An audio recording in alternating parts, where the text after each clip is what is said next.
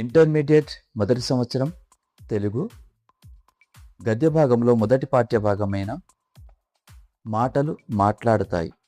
రచయిత ముదిగొండ ఈశ్వరచరణ్. ఈ పాఠ్యభాగంలో మనకు 2 వ్యాసరూప ప్రశ్నలు ఇచ్చారు. వాటిలో మొదటిది, మాటలు ఎలా పుడతాయో సోదాహరణంగా వివరించండి.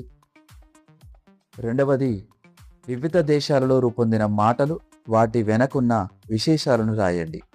ఈ 2 ప్రశ్నలకు మనము ఒకే రకమైన సమాధానాన్ని రాయవచ్చు.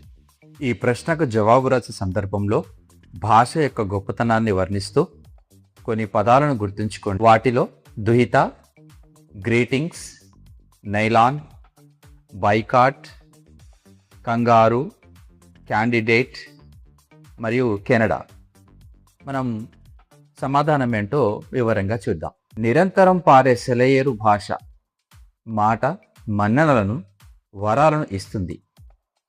మాటలు మనిషి చరిత్రకు, నాగరికతకు, సంస్కృతికి పెట్టని కోట.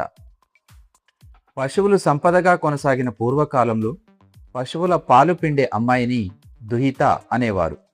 ఇప్పుడు కూతురికి దుహిత అనే మాట పర్యాయపదంగా మారిపోయింది. పూర్వకాలంలో రోమన్ దేశంలో కొత్త సంవత్సరం మొదటి రోజున ఆకుపచ్చని ఆకులను అంటే గ్రీన్ టిక్స్ ఇచ్చిపుచ్చుకొని శుభాకాంక్షలు చెప్పుకునేవారట. క్రమేణా అది గ్రీటింగ్స్గా మారింది. న్యూయార్క్, లండన్ 2 నగరాలకు చెందిన శాస్త్రజ్ఞుల ఉమ్మడి కృషి ఫలితంగా నైలాన్ తయారైంది. అందువల్ల న్యూయార్క్లో NY అనే అక్షరాలను మరియు లండన్లో LON అనే అక్షరాలను కలిపి నైలాన్గా ఏర్పడింది. ఈనాడు మనకు ఇష్టం కాని పనులు జరుగుతుంటే మన వ్యతిరేకతను ప్రకటించడానికి బాయ్కాట్ చేస్తాం. బాయ్కాట్ అంటే బహిష్కరణ అని. కానీ వాస్తవానికి బాయ్కాట్ అనేది ఒక మనిషి పేరు. స్త్రీ ముఖం అందంగా ఉంది అనడానికి మన భారతీయులు చంద్రముఖి అని అంటారు. అదే పర్షియా దేశస్థులు సూర్యముఖి అని అంటారు.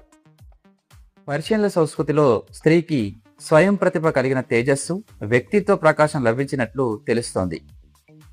ఒకసారి ఆస్ట్రేలియా దేశానికి వెళ్ళిన ఇంగ్లీష్ వారికి అక్కడ ఒక కొత్త జంతువు కనిపించింది. దాని పేరేమిటని అడగగా అక్కడి స్థానికులు కంగారూ అని సమాధానం ఇచ్చారు. వారి భాష ప్రకారం కంగారూ అంటే మాకు తెలియదు అని అర్థం. అది తెలియని ఇంగ్లీష్ వారు ఆ జంతువును కంగారు అని పిలవడం మొదలుపెట్టారు. పూర్వకాలం రోమ్లో ఎన్నికలలో పోటీ చేయాలనుకునే వ్యక్తి 1 సంవత్సరం ముందు నుండే తలకు తెల్లని టోపీ లేదా రుమాలు వంటి బట్ట చుట్టుకొని తిరిగేవాడు. ఆ తల రుమాలు పేరు క్యాండిడేస్. అది చుట్టుకున్న వ్యక్తి క్యాండిడేట్. ఇప్పుడు తలకు రుమాలు ఉన్నా లేకపోయినా క్యాండిడేట్గా స్థిరపడింది. పోర్టోరల్ అనే పోర్చుగీస్ నావికుడు భారతదేశానికి దగ్గరి దారి కనిపెట్టాలని బయలుదేరాడు. సముద్రం మధ్యలో ఒక చోట భూమి కనబడగానే ఆనందంతో ఎగిరి గంతులేశాడు.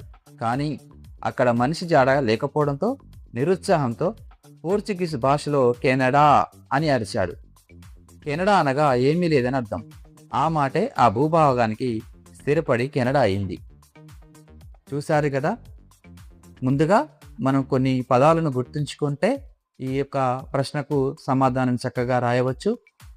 కూతురిని దుహిత అనేటువంటి మాట, గ్రీన్ టిక్స్ గ్రీటింగ్స్గా మారడం, న్యూయార్క్, లండన్లోని పదాలు నైలాన్గా మారడం, బాయ్కాట్, చంద్రముఖి, సూర్యముఖి అనే పదాలు, అలాగే ఆస్ట్రేలియాలోని జంతువు కంగారు, తర్వాత క్యాండిడేట్, తర్వాత పోర్చుగీస్ నావికుడు కనిపెట్టిన కెనడా.